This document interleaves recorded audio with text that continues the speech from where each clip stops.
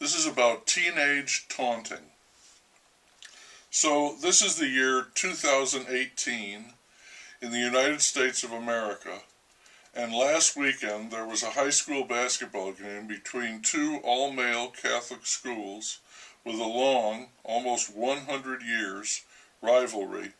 And when a black player for the visiting team went to the foul line, the crowd began to chant, "He's on crack, he's on crack," and "He's on welfare, he's on welfare."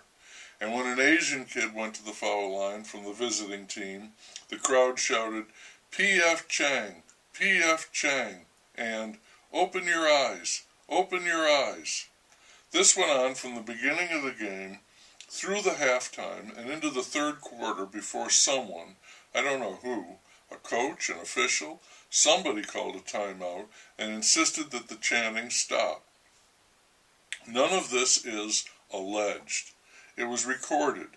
TV and radio picked it up, played it, and it swiftly became a big story. There were reports in the national news about this, and people around the country acknowledged that this city where I live is really a very racist place. And that stings because I know, at least in part, it is. It has to be true. There was a lot of talk about this. Some said it was an isolated incident. A black father of a player 20 years ago said, "Don't hand me that. This is nothing. This has been going on for years. When my son and his teammates got off their bus and were headed for the gym, the students were all lined up and shouting, 'Here come the Coons! Here come the Coons!'" A well-known black athlete from about 25 years ago said that when he played against that school in their gym, he was called a nigger more times than he could count. Hundreds of times. And people wanted to know, where were the teachers, the staff, the administrator, the coaches when this was going on? Why did they permit it to continue? What about the referees? And people called in to say, this was what we mean by systemic racism.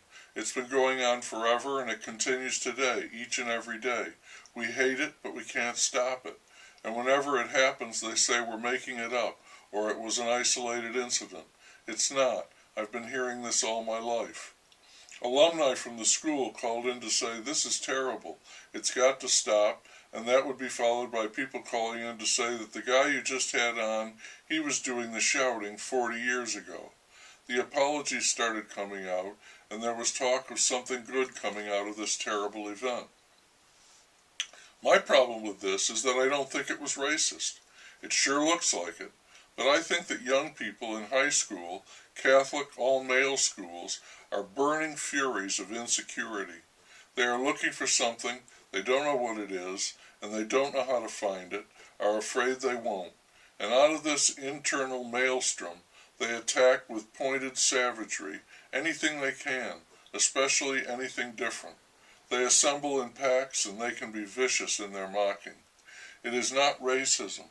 It's an attempt to improve your position or your self-esteem by demeaning others. It's the Lord of the Flies. It's a way of getting into someone's head, rattling them. Steve Kerr's father was the president of American University in Beirut, Lebanon.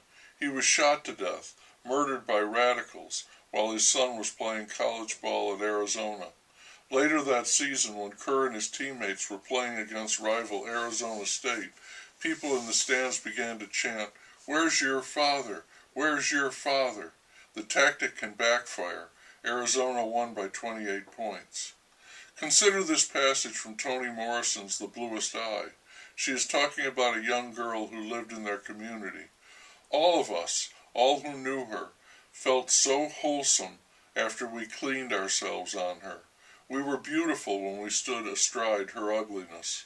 Her simplicity decorated us. Her guilt sanctified us. Her pain made us glow with health. Her awkwardness made us think we had a sense of humor.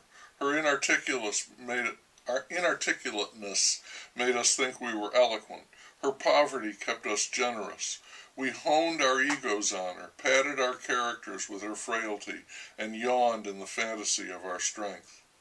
This is true, and it isn't racism.